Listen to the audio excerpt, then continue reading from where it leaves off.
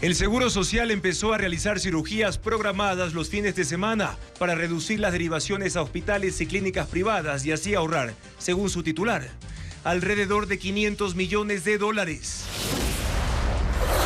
El Partido Social Cristiano y Construye asegura que el gobierno de Noboa y el correísmo renovaron su pacto con la designación de Mario Godoy como presidente del Consejo de la Judicatura. En exclusiva, el padre de la subteniente del ejército asesinada, Pamela Atti, habla para Televistazo y revela que su sueño era convertirse en la primera general del ejército. El correísmo arremete contra la fiscal Diana Salazar para que se investigue su estado de embarazo y ella emite un comunicado acusándolo de violar sus derechos al filtrar información privada. En la tercera entrega sobre el río Machángara de Quito, Televistazo le mostrará cuáles son las principales fuentes de contaminación. El volcán Sangay mantiene alta su actividad y anoche expulsó gran cantidad de lava y una columna de ceniza de 1,5 kilómetros que se mueve hacia 4 provincias.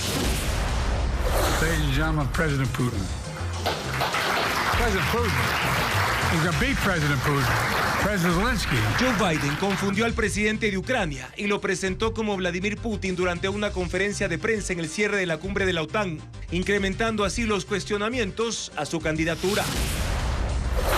La selección argentina aterriza en Miami y arranca las prácticas para enfrentar este domingo a las 7 de la noche a Colombia por el campeonato de la Copa América.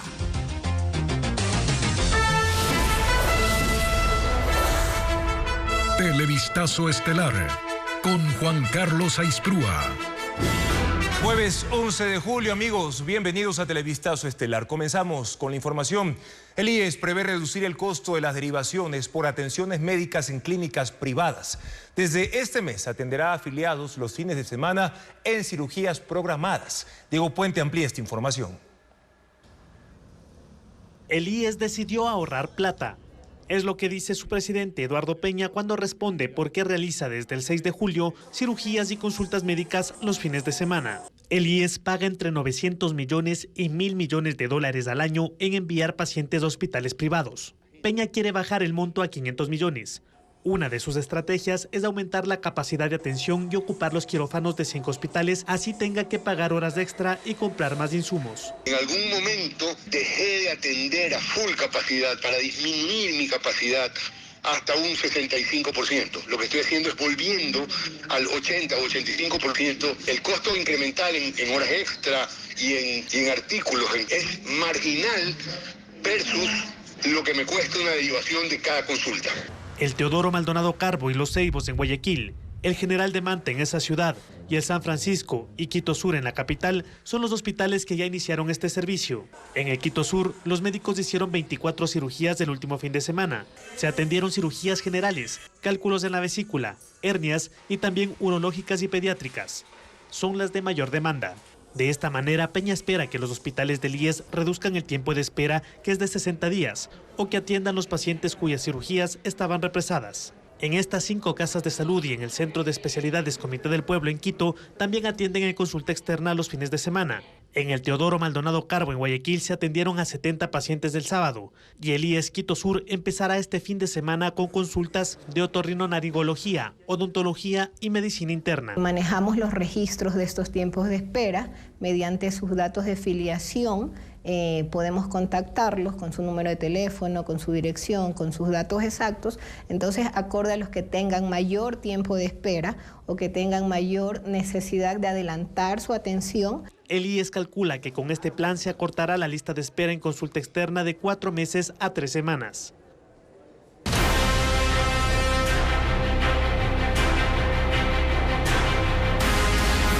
Consejo de Participación Ciudadana y Control Social.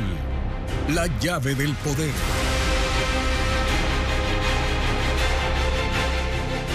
En la Asamblea Nacional denuncian que volvió el pacto entre el gobierno y el correísmo para nombrar a Mario Godoy como presidente del Consejo de la Judicatura.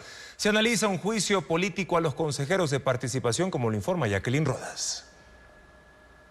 El Partido Social Cristiano y Construye aseguran que otra vez está operando el acuerdo entre el oficialismo y la Revolución Ciudadana. Para ellos, la prueba es lo ocurrido anoche en el Consejo de Participación, que con la ayuda del consejero Juan Esteban Guarderas anuló la designación de Dunia Martínez como titular de la Judicatura y nombró a Mario Godoy. Identificado claramente de que el sector correísta, sus allegados dentro del Consejo de Participación Ciudadana y Control Social, y también con la anuencia del oficialismo de ADN, porque Guarderas tiene una vinculación directa y eso lo hemos evidenciado en sus actuaciones, han actuado para poder beneficiar a un sector en el que prácticamente se tomará nuevamente la justicia. No hay que ser muy analista para identificar que hay un acuerdo entre dos grupos políticos que normalmente a la luz de la ciudadanía están peleando, pero por otro lado se ponen de acuerdo para poder cambiar o meterle la mano a este sistema de selección. El correísmo y ADN niegan el pacto.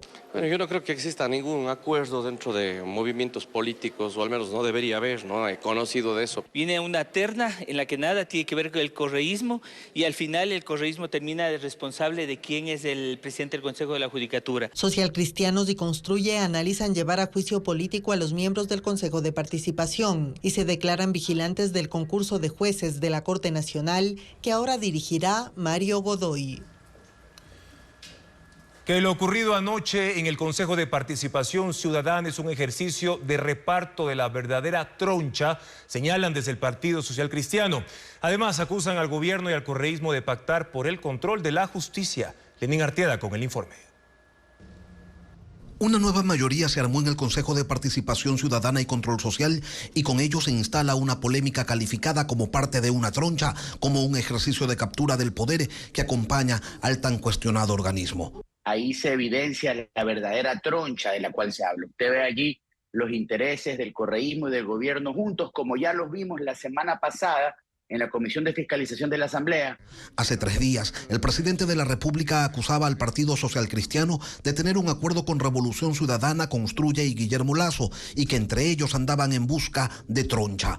Vicente Tayano no solo niega las acusaciones, se las endosa al gobierno. Absolutamente nada de aquello es cierto. Simplemente lo que se busca desde el gobierno es marcar la agenda del diálogo, escoger con quién confrontar, para primero, que no los vean venir, como pasó ayer en el Consejo de Participación Ciudadana, y por otro lado, para que esta cortina de humo de marcar la agenda mediática nos tenga a todos distraídos. Todo esto no es otra cosa, según él, que un acuerdo político para tomarse la justicia, y que para ello la estrategia evidente es primero cooptar el Consejo de Participación Ciudadana, un organismo creado por el correísmo que en octubre cumple 16 años y cuya intención era despolitizar la designación de autoridades de control y fiscalización. Eso era lo que decían los manifiestos, pero desde los primeros días de ese postulado fueron en contravía. 5 presidentes de este organismo, Carlos Tuárez, quien terminó incluso preso, Cristian Cruz, Sofía Almeida, Hernán Ulloa y Allen Berbera, han sido destituidos en medio de escándalos políticos y denuncias de presuntos actos de corrupción. Se suma a ello la designación de autoridades ampliamente cuestionadas por la sociedad y la justicia, como las de Galo Chiriboga o Carlos Polit. El Consejo de Participación designa a los titulares de la Contraloría, Procuraduría, Fiscalía, superintendentes, vocales del Consejo Nacional Electoral y del Contencioso Electoral, defensor público, defensor del pueblo, vocales del Consejo de la Judicatura, Corte Constitucional, entre otros. El expresidente Lenín Moreno planteó en una consulta popular la modificación del método de selección de los integrantes del Consejo para que sean electos en comicios generales, mas no quiso abordar sus facultades. La ciudadanía aprobó el cambio, pero en la práctica no cambió nada. Por ello, Guillermo Lasso planteó luego también en consulta popular la posibilidad de restarles la atribución de designar autoridades de control. El rechazo a su gestión provocó que la población votara que no en esa y en las otras 7 preguntas. Después de ello, el Consejo de Participación sigue sin encontrar el rumbo, sumido en la misma dinámica politizada de siempre, en ejercicios gatopardistas que los aleja cada vez más de esa promesa primera que los vendió como los salvadores de la democracia. El presidente de Estados Unidos, Joe Biden, tuvo un nuevo lapsus en la cumbre de la OTAN al presentar como Putin al presidente de Ucrania, Volodymyr Zelensky. Ahora, más demócratas insisten en que debe retirar su candidatura por la reelección. Reporta Pedro Jiménez. Aplausos y reconocimientos a Joe Biden como anfitrión de la cumbre de la OTAN en Washington. Una noche de gala en la Casa Blanca con los presidentes de los 32 países miembros de la organización. Discursos y actitud enérgica mostrando una imagen de fortaleza para indicar que es capaz de seguir liderando a Estados Unidos, intentando así frenar las especulaciones sobre una posible renuncia a su candidatura debido a su salud, a sus confusiones, al mal desempeño que tuvo en el debate contra Donald Trump y a sus 81 años de edad, pues además habrá cumplido 86 al terminar su segundo periodo de gobierno. Sus seguidores coreaban 4 años más en una concentración de campaña la semana pasada. Pero lo que no ha cesado es la división dentro del Partido Demócrata. Unos lo alientan a seguir y otros le piden que dé un paso al costado. Más aún después del lapsus de esta tarde en un evento sobre las ayudas militares a Ucrania. A la hora de presentar a Volodymyr Zelensky dijo: quiero presentar al presidente de Ucrania, que tiene tanta valentía como determinación. Damas y caballeros, el presidente Putin.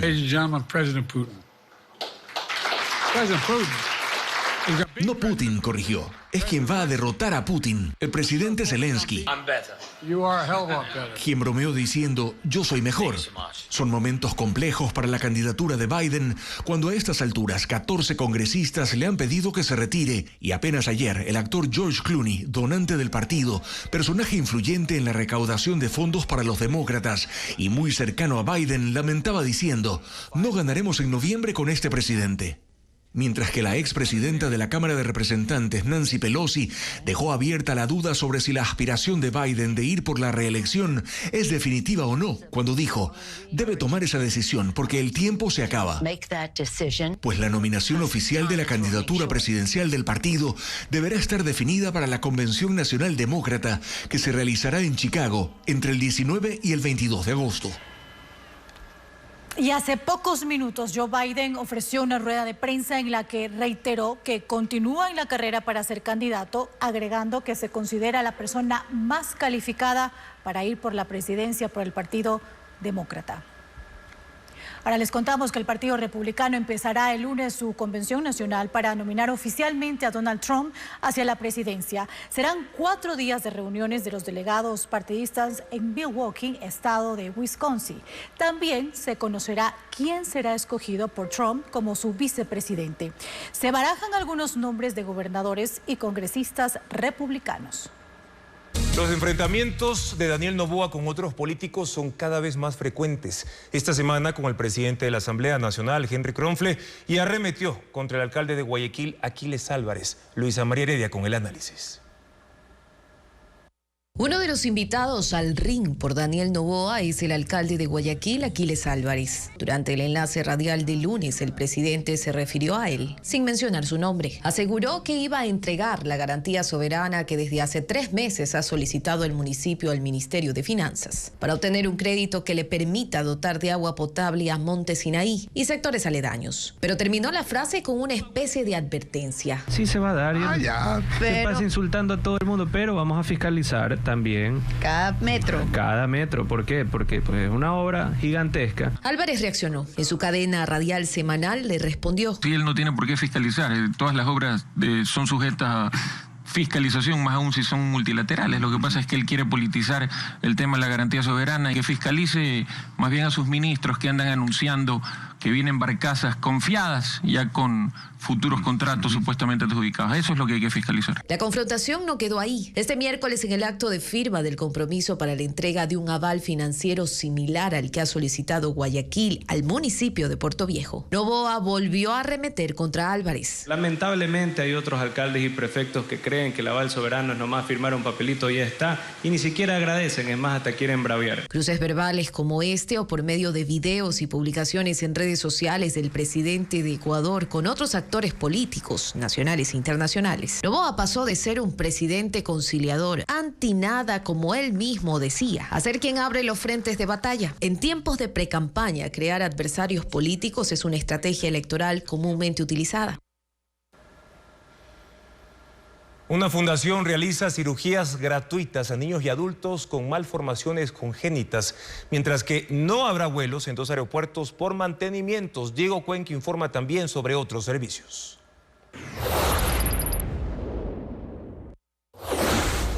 El Ministerio de Educación ofrece cupos para docentes y estudiantes de 5 a 18 años a participar en el campamento de verano espacial que organiza la Dirección de Misiones Científicas de la NASA, junto a la Universidad San Francisco de Quito. El programa educativo ofrece acceso a más de 10 horas de formación, junto a expertos nacionales e internacionales, que enseñarán sobre ciencia, tecnología y el universo. El curso es 100% virtual y se dará desde el 15 de julio hasta el 15 de agosto. Para inscribirse deben ingresar a nasaSpaceAppsQuito.com. El aeropuerto Mariscal Sucre de Quito paralizará sus operaciones por trabajos de mantenimiento preventivos. En la pista de aterrizaje, el cierre será este sábado desde las 2 de la madrugada hasta el mediodía. El aeropuerto José Joaquín de Olmedo de Guayaquil también paralizará sus operaciones el próximo viernes 19 de julio por mantenimiento de la pista. Las autoridades de ambas terminales aéreas recomiendan a los pasajeros contactarse con las aerolíneas para reprogramar o cancelar sus vuelos. Un equipo médico de 92 personas realiza hasta el 14 de julio cirugías a niños, jóvenes y adultos con las malformaciones congénitas, labio leporino y paladar hendido. 80 pacientes de 5 provincias serán atendidos en el hospital del IES José Carrasco Arteaga, en Cuenca. Un combo de labio y de paladar alcanza los 7, 8 mil dólares en el mercado. Y aquí no le cuesta absolutamente nada. Las jornadas son organizadas por la Fundación Operación Sonrisa Ecuador, que da prioridad a niños desde los 6 meses. Para postular a una de las cirugías, pueden agendar una cita mediante sus cuentas de redes sociales, donde informarán sobre la próxima convocatoria, que será en septiembre en Tena y en noviembre en La Tacunga. Perforaciones clandestinas en el poliducto La Libertad Manta ocasionaron la interrupción del despacho de combustible en la terminal de Barbasquillo en Manabí. Se trata de la segunda interrupción en los últimos 3 meses, como lo informa Karen Ceballos.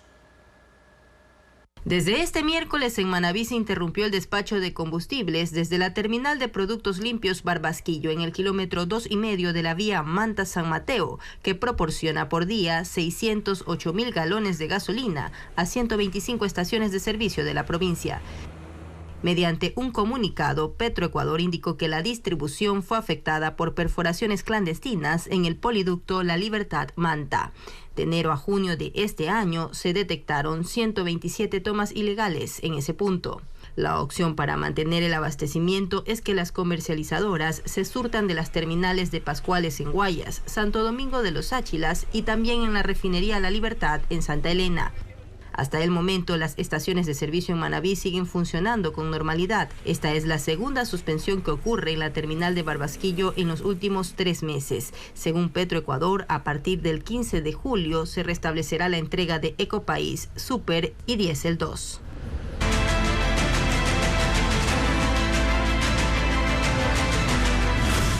Sangay, ¿por qué ruge el volcán?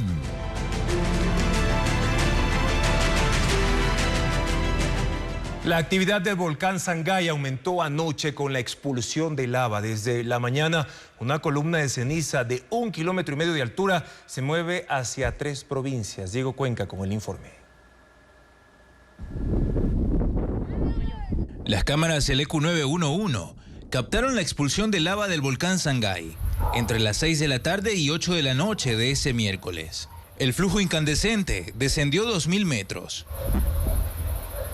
Según el Instituto Geofísico, ese jueves la nube de ceniza alcanzó una altura de 1,5 kilómetros, que se mueve en dirección al oeste del Coloso, ubicado en Morona, Santiago.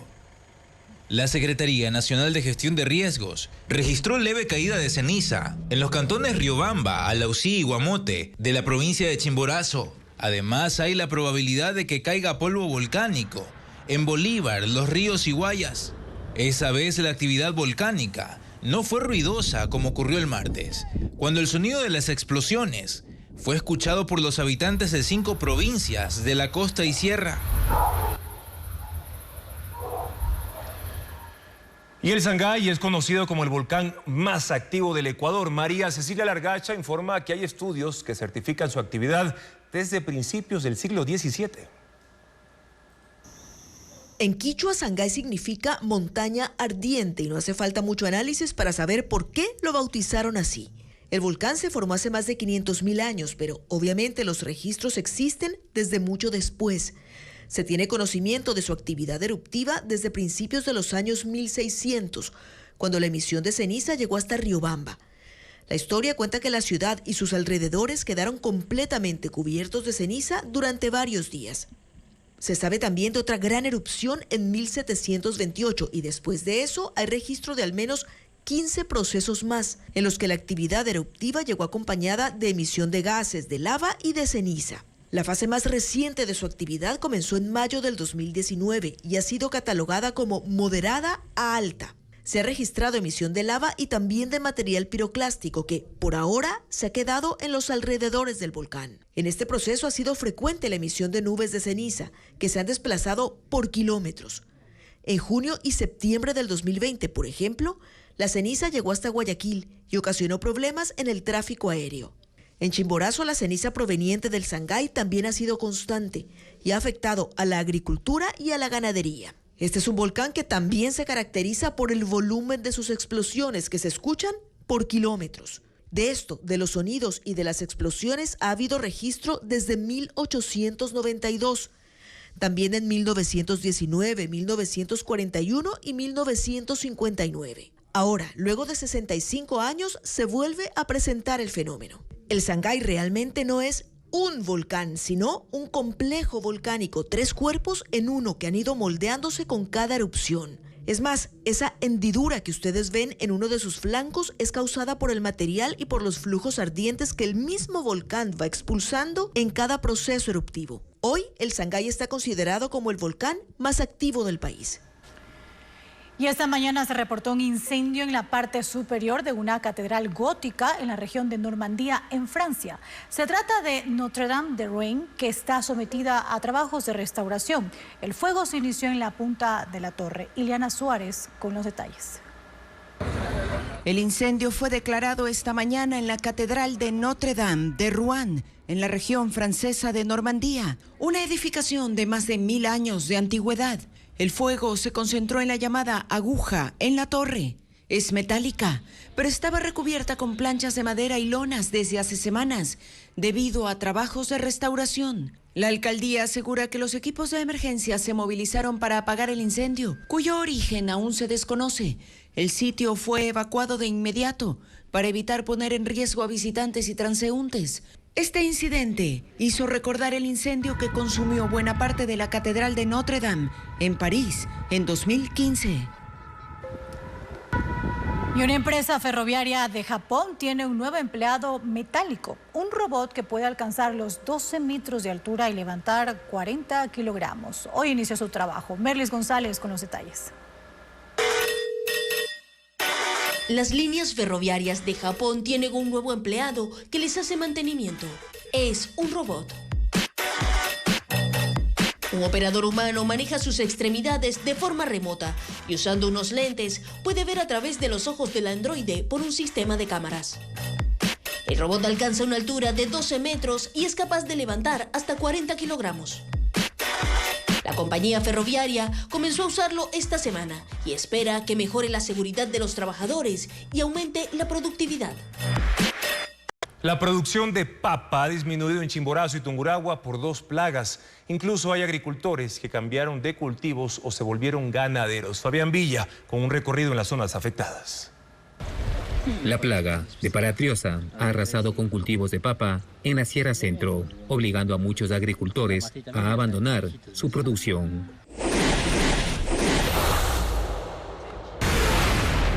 En Chimborazo hay 12.000 familias que viven de esta actividad en los cantones de Huánuco, Colta, Guamote, Alausí y Riobamba. Sin embargo, este insecto afecta el 60% de las 3.500 hectáreas de campo de papa, según la Dirección de Fomento Productivo de la Prefectura. La paratriosa vuelve amarilla las hojas, que se enrollan y reduce el crecimiento de la planta. Por ende, disminuye la producción y el tamaño de los tubérculos.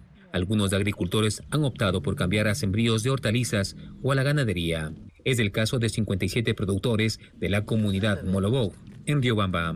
Los pocos que quedan en la zona, como Daniel Pilataxi, están preocupados, pues la plaga se ha desplazado con rapidez. El consorcio de productores de papa, que asociaba a 133 productores de Chimborazo, señala que solo 5 de ellos continúan con la siembra. Todo el mundo se dieron a la lechería, a la ganadería. Entonces, claro que ahí no se invierte mucho, pero ya es por lo menos una ganancia segura que lo están haciendo.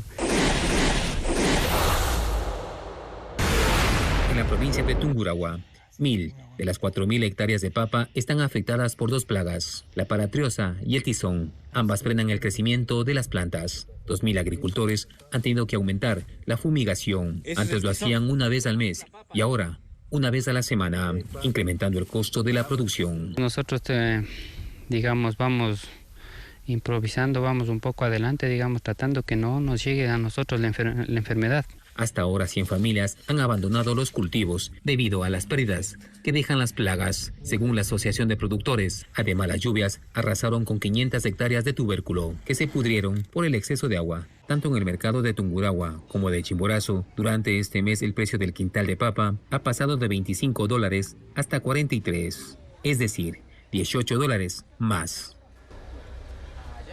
Las descargas de los hogares y los desechos de las empresas son las principales fuentes de contaminación del río Machángara en Quito. En sus aguas hay incluso metales pesados. Diego Puente con las imágenes.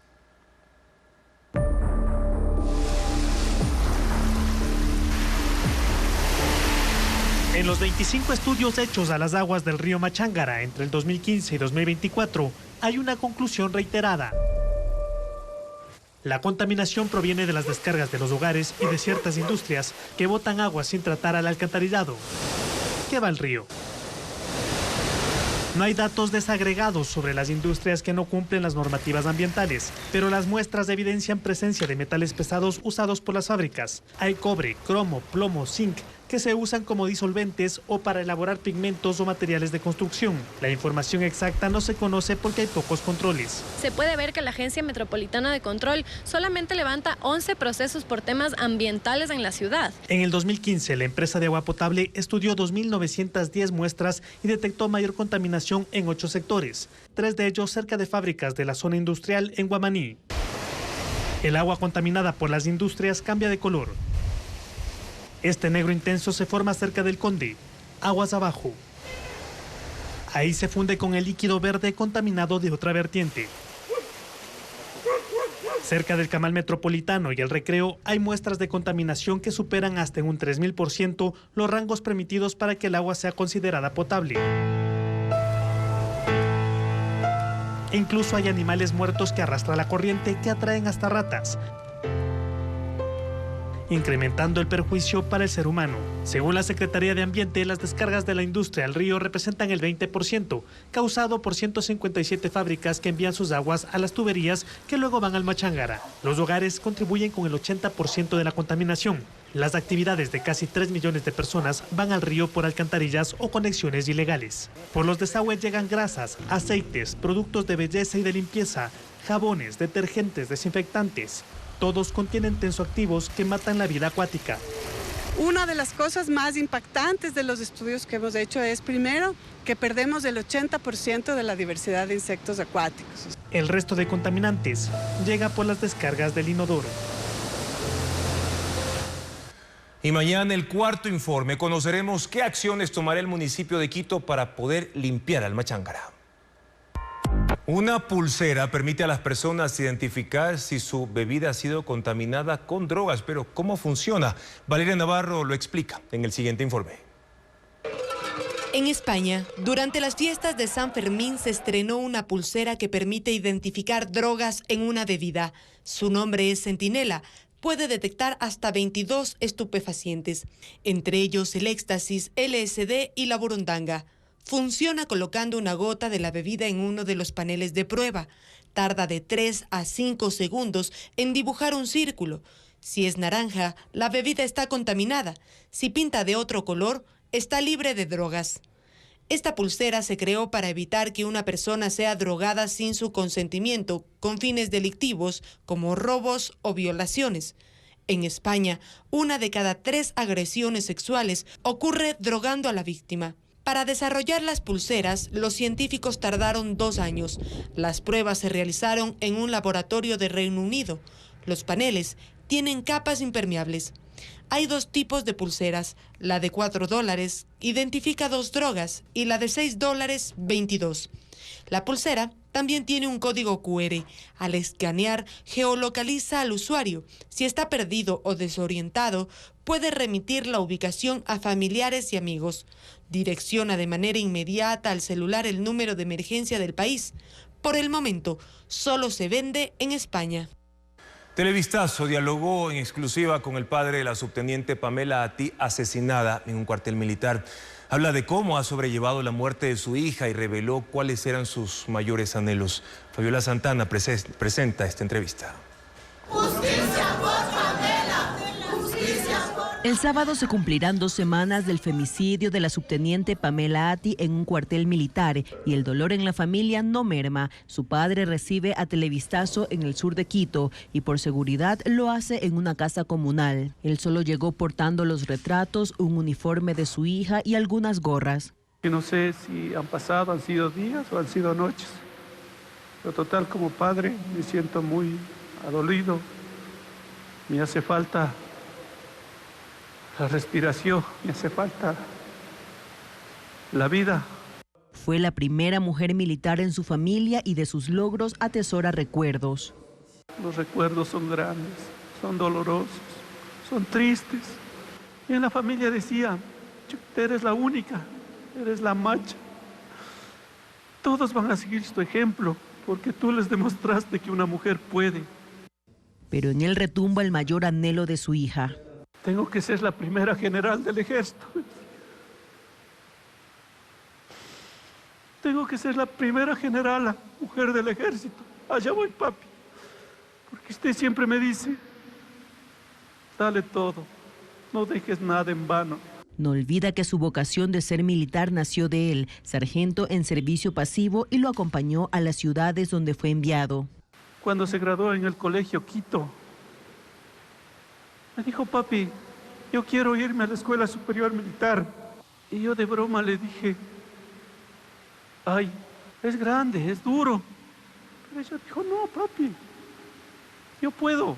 Mi ilusión es llevar la mano a la visera, me dijo. La familia se consuela ahora hasta con las anécdotas. Que siempre la mami sabía decir, oye, ya quiero a mis nietos. Ya quiero tener un nietito, porque un nietito es que es lo más lindo. Eso decía mi esposa, mi hija. Y mi hija un día le llamó, le dijo, mami, ya le voy a dar un nieto. Me entregaron un perrito que no tengo hasta ahora. Lo único que le dará paz a la familia, según él, es dar con él o los culpables del asesinato de su hija. Tras un operativo, un médico pediatra fue detenido en Quito implicado en una red de pornografía infantil. El involucrado ocupó cargos en hospitales públicos. Paul Romero con el informe. La noche de este miércoles fue detenido en Quito un pediatra investigado por pornografía infantil. La policía y la fiscalía allanaron su vivienda en el norte de la ciudad después de 3 meses de seguimiento. Según la Fiscalía, el implicado de 63 años utilizaba plataformas informáticas para realizar transmisiones e intercambiar material de abuso sexual infantil a víctimas de 8 a 12 años.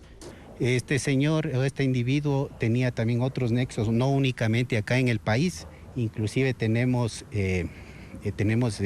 información de que tenía en otros países como en Chile y en Estados Unidos. Durante el allanamiento se decomisaron 4 teléfonos, una tablet y una computadora. El implicado ocupó cargos importantes en el sector público. En 2020 fue gerente del Hospital Eugenio Espejo.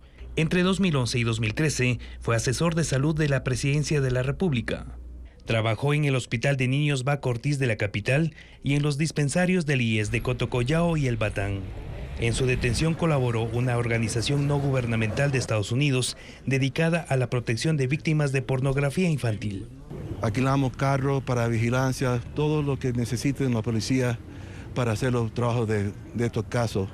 La Fiscalía solicitó la prisión preventiva del médico, que según el Código Orgánico Integral Penal podría incurrir en un delito penado de 13 a 16 años de cárcel. Para combatir el crimen organizado en Durán, se cambió de estrategia implementando una intervención social. Policías acompañan a las brigadas que levantan información de quienes viven donde operan las mafias. Informa Merlin Ochoa.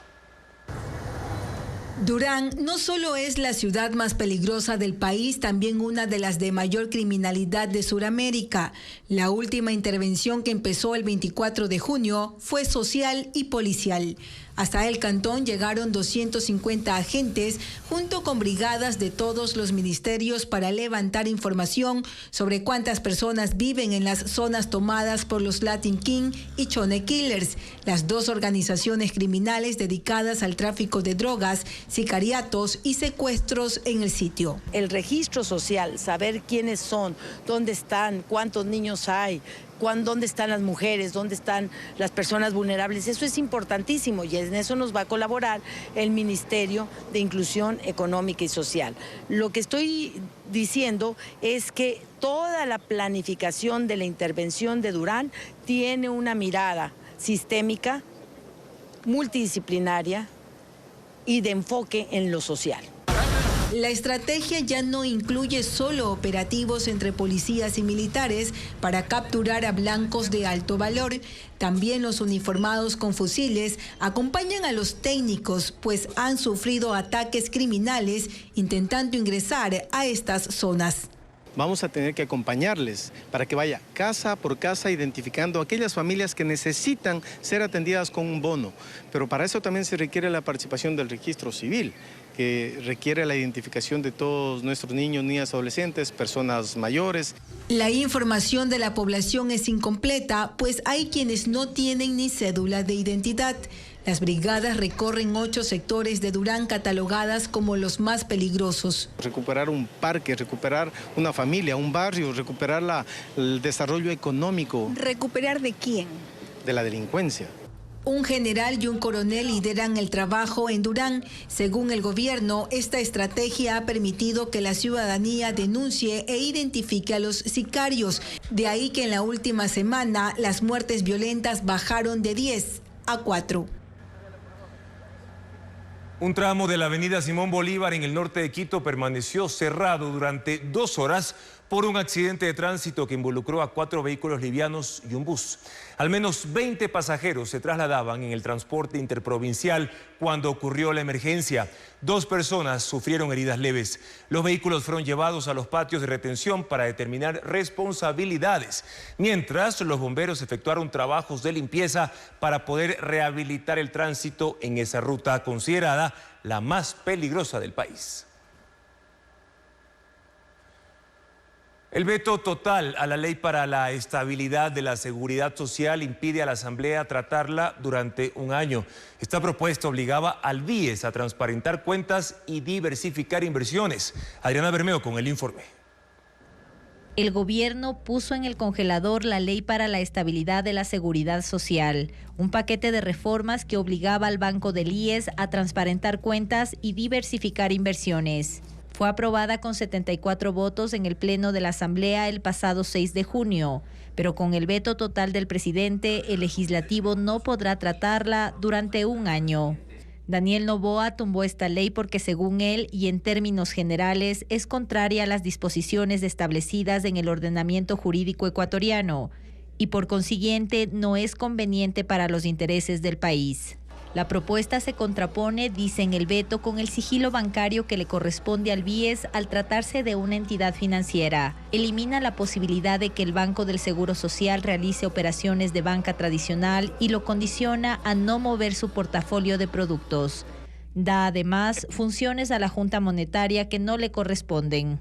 Con base en estos argumentos, el presidente deja sin piso los 4 artículos del proyecto de ley que buscaba la estabilidad de la seguridad social.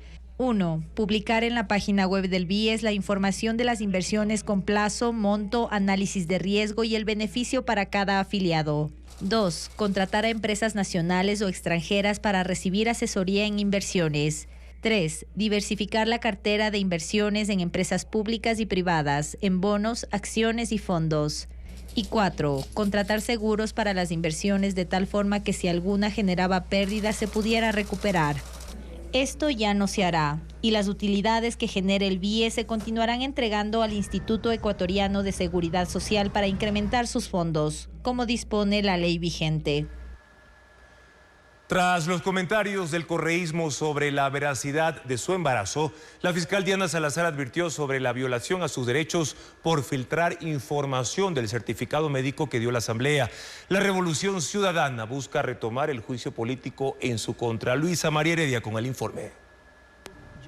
El expresidente Rafael Correa difundió este jueves un video de 55 segundos en su cuenta de X, en el que revela detalles del certificado médico que presentó Diana Salazar cuando notificó sobre su embarazo a la Asamblea, lo que llevó a suspender el proceso de juicio político en su contra. Si la fiscal tenía un embarazo de alto riesgo, ¿por qué no pidió licencia en la fiscalía? La zapada criolla, acotó Correa. En otra publicación posterior, Correa colocó un documento que hace referencia a la falsificación de certificados médicos, sin mencionar a la fiscal. Salazar reaccionó en la misma plataforma. Con mis hijas nadie se va a meter. Como madre y como mujeres les digo, ya basta. Adjuntó un comunicado de 2 páginas en el que detalla: cuando informé al CAL sobre mi embarazo, lo hice adjuntando el respectivo certificado médico validado por el Instituto Ecuatoriano de Seguridad Social y es porque no tengo nada que ocultar. Cabe recalcar que la divulgación de información sobre el embarazo de una mujer contraviene varias normativas. Para que no les quede dudas. Ahora yo reto a todos los mentirosos e inescrupulosos, a quienes mi presencia y mi trabajo al frente de la Fiscalía les han sido tan estorbosos, a que propongan 3 médicos para que sean esos profesionales de la salud quienes certifiquen que todo lo que dice esta banda, porque eso es lo que son, es una vil mentira. Llevar a juicio político a la fiscal es parte de la agenda legislativa del correísmo. De hecho, Gisela Garzón, integrante de la bancada y activista feminista, ha presentado hasta ahora 2 solicitudes de interpelación en contra de Salazar y en junio solicitó por escrito al Consejo de la Administración Legislativa realizar un seguimiento al juicio político que fue suspendido en abril, con la intención de retomarlo. Desde que la fiscal Diana Salazar anunció su embarazo, el correísmo la ha puesto en tela de duda. En un posteo en la red social X, Luisa González, presidenta del movimiento Revolución Ciudadana, lo llamó show. La designación de Mario Godoy como presidente del Consejo de la Judicatura se logró luego de varias acciones impulsadas por la Revolución Ciudadana en la Asamblea Nacional y también en el Consejo de Participación. Jacqueline Rodas con el recuento. La elección de Mario Godoy como presidente del Consejo de la Judicatura fue el resultado de una serie de acciones impulsadas por el correísmo que empezó un día antes. El martes, el consejero de Participación Augusto Verduga suspendió la licencia de paternidad que había pedido y regresó para apoyar la propuesta de su coidearia Yadira Saltos y tumbar la designación de Dunia Martínez. Ayer, la Revolución Ciudadana jugó su parte en la Comisión de Fiscalización de la Asamblea. Pamela Martínez, Sofía Espín y otros legisladores pusieron contra las cuerdas al presidente Andrés Fantoni y a la vicepresidenta Michelle Calvache para que den paso a la nueva votación. Yo quiero que me lo diga a mí como presidenta de la Comisión de Fiscalización. ¿Se va a permitir la reconsideración de la votación, sí o no? En la noche, el plan se concretó gracias a un inesperado colaborador. El consejero Juan Esteban Guarderas completó con su voto los 5 necesarios para anular la designación de Martínez y repetir la votación. Consejero Juan Esteban Guarderas. A favor. Entonces se emocionó a Mario Godoy, el tercero de la terna enviada por la Corte Nacional. El postulante Godoy, considero que él es el postulante más idóneo para liderar esta institución. Mario Godoy fue elegido con los votos de Verduga, Saltos, Joana Verdesoto y Nicole Bonifaz, la abstención de Guarderas y los votos en contra de Fantoni y Calvache. Realmente es una vergüenza lo que está pasando ahora y que Dios ampare al Ecuador en contra. La sesión tuvo de todo. Señor presidente, esto no está dentro del procedimiento. El orden de la palabra. No grite, señor presidente. No sea impertinente usted, señora consejera, por favor. Usted ha hecho lo que le ha dado la gana en este consejo. ¿Qué le pasa a usted? Duró cerca de 3 horas, incluido un largo receso porque los consejeros se perdieron en medio de la votación. ¿Qué estamos votando en este momento? Y estamos reconsiderando, ya se aprobó la reconsideración. ¿Vale? Ya se aprobó la reconsideración. Corríjame, señorita secretaria. Consejero Guardera, me parece que tiene razón. Ya se pasó la reconsideración. Pero se necesita que se lea la moción que se presentó. Y di la lectura. La designación de Mario Godoy se envió a la Asamblea Nacional para que fije la fecha de su posesión. Y el nuevo presidente del Consejo de la Judicatura es un abogado que define su especialidad como en temas electorales. Estuvo en la función pública, además defendió a políticos. Fabiola Santana con la experiencia profesional de Mario Godoy.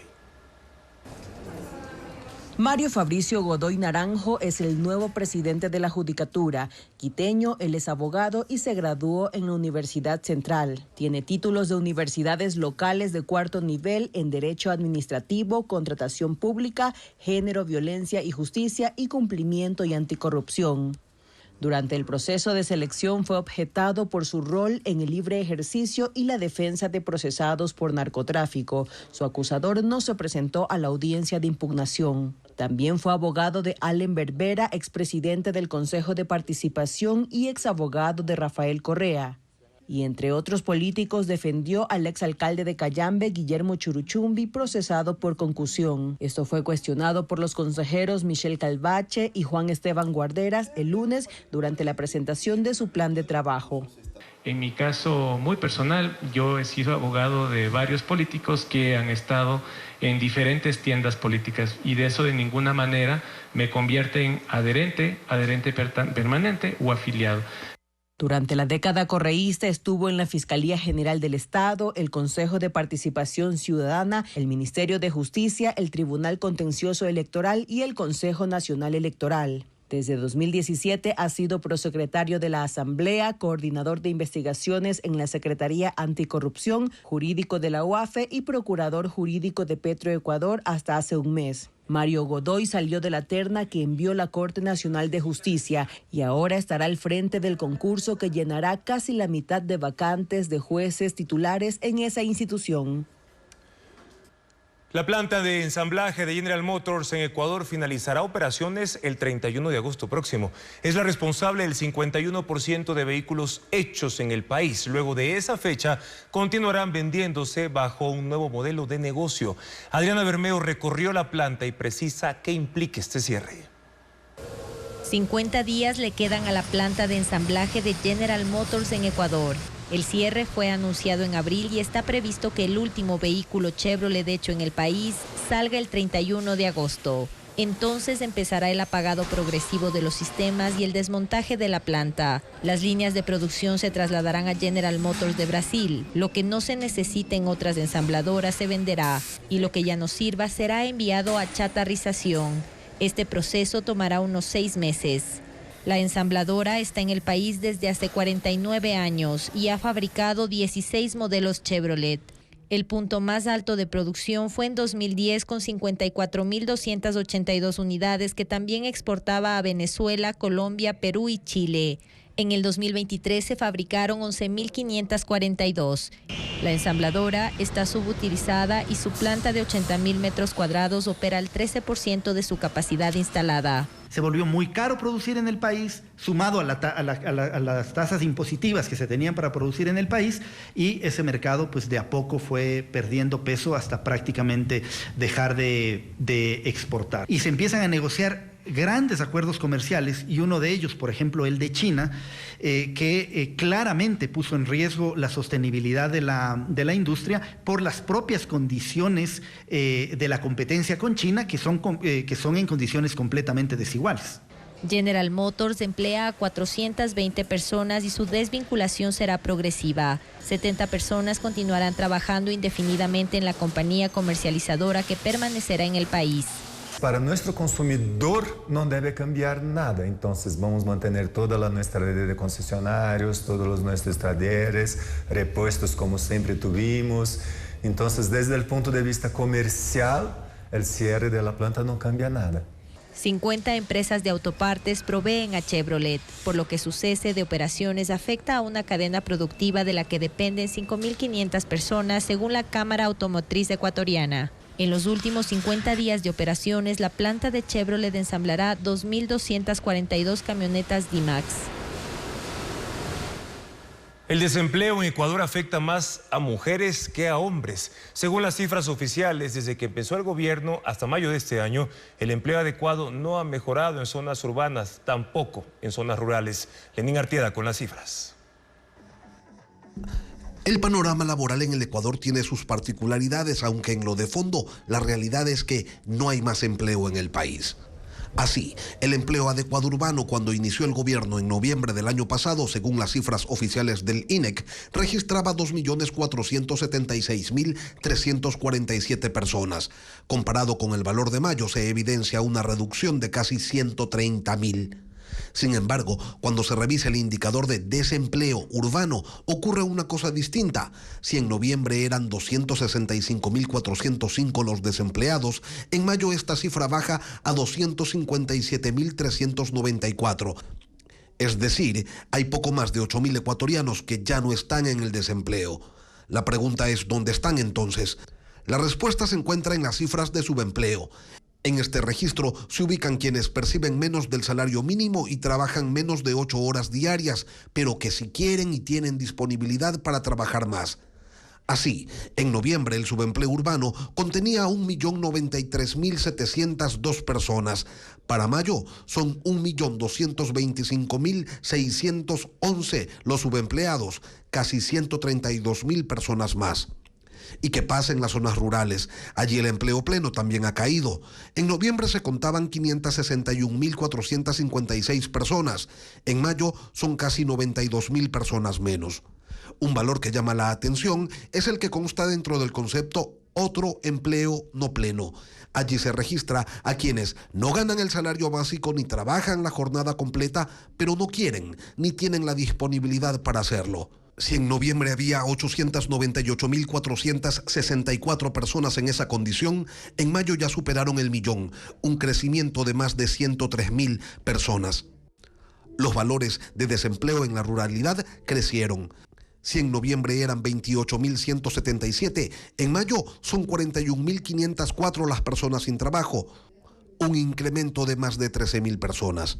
Una lectura de género que realiza el INEC muestra que si en noviembre el 40.8% de los hombres que trabajan tenían un empleo adecuado, en mayo la cifra se redujo a un 38%. La misma historia con las mujeres, que pasaron de un 28.7% a un 26.8%. Por cierto, el desempleo golpea más a las mujeres que a los hombres. Un 4.3% de mujeres no tiene trabajo. En hombres, la cifra llega a un 3%. Una congresista diagnosticada con un trastorno neurológico que le quitó la voz volvió a ser escuchada gracias a la inteligencia artificial. Fabiola Santana con la historia. As many of you know, last year I was diagnosed with progressive supranuclear palsy, or PSP. La inteligencia artificial devolvió la voz a una congresista diagnosticada con parálisis supranuclear progresiva. La enfermedad pronosticada en 2018 arrebató el habla a la demócrata por Virginia, Jennifer Wexon. Afectó incluso su capacidad de oír y moverse. El miércoles publicó un video con un modelo de su voz generado por inteligencia artificial gracias al nuevo software desarrollado por ElevenLab. Para recrear su voz, la congresista y su equipo de trabajo seleccionaron videos de sus discursos públicos pronunciados antes de sufrir el extraño trastorno neurológico. Así generaron el modelo de su voz que reemplaza al convencional usado de las aplicaciones de texto a voz, con el que se dirigía a la Cámara en el Pleno y en los comités. Su enfermedad la afectó casi desde el inicio de su mandato. Todos la volvieron a escuchar cuando está por finalizarlo. Before PSP robbed me of my full voice. Espero que esto ayude a mostrar formas creativas en las que podamos empoderar a las personas que enfrentan los tipos de desafíos de salud y accesibilidad que yo tengo y demostrar que nuestras habilidades no nos definen. También dijo que la inteligencia artificial puede ser una nueva frontera aterradora si es utilizada de manera incorrecta, pero que puede brindar oportunidades inimaginables para las personas con discapacidades. Una mezcla de arte y tecnología con experiencias sensoriales se llevará a cabo en la Catedral de Quito.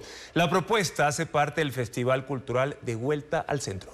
El show lumínico y sonoro tendrá lugar hasta el 14 de julio. Se hará de 7 a 10 de la noche y durará 20 minutos.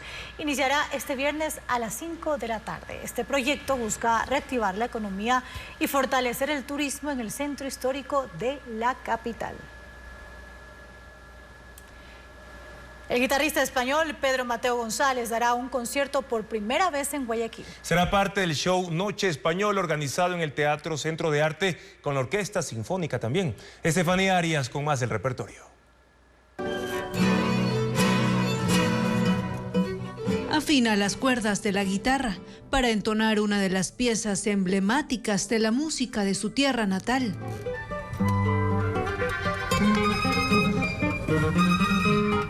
El artista español Pedro Mateo González interpretará por primera vez en Guayaquil el concierto de Aranjuez, una composición para guitarra y orquesta escrita por el maestro Joaquín Rodrigo en 1939.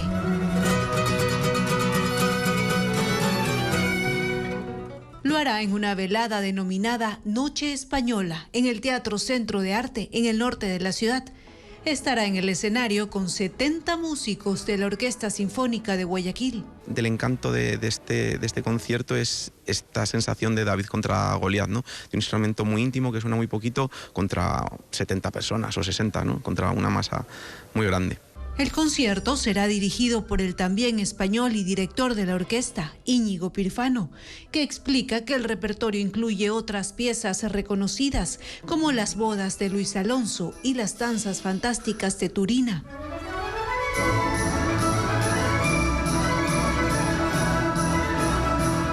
La experiencia sinfónica se enriquecerá aún más con una decoración temática y con la presencia de la bailaora de flamenco Gloria Febres Cordero.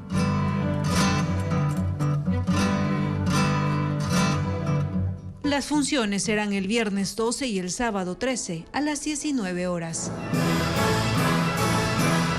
El atleta Jan Roos cruzó la mayor distancia en cuerda floja en el mundo. El acróbata y doble de películas recorrió casi 4 kilómetros sobre el estrecho de Messina en el sur de Italia. Veamos. Jan Roos es una leyenda viviente. El atleta, originario de Estonia, intentó completar una hazaña cruzando el estrecho italiano de Messina sobre una cuerda floja. El lugar se ubica entre la isla de Sicilia y el sur de la península itálica. Ahí se instaló la cuerda de 3.646 metros de longitud entre dos torres a 200 metros de altura. Sorteando la fuerza de los vientos de 38 kilómetros por hora y balanceándose, Roos logra el equilibrio perfecto mientras avanza. El 3 veces campeón mundial de deporte tenía un solo objetivo: cubrir la distancia para superar el actual récord mundial de 2.710 metros. Casi 3 horas después de haber iniciado el trayecto, con una concentración extraordinaria y mucha resistencia, faltando solo 80 metros, perdió el equilibrio.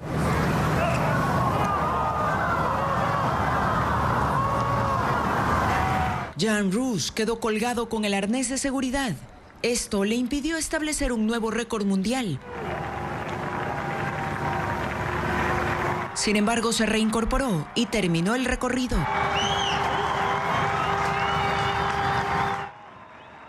Realmente impresionante.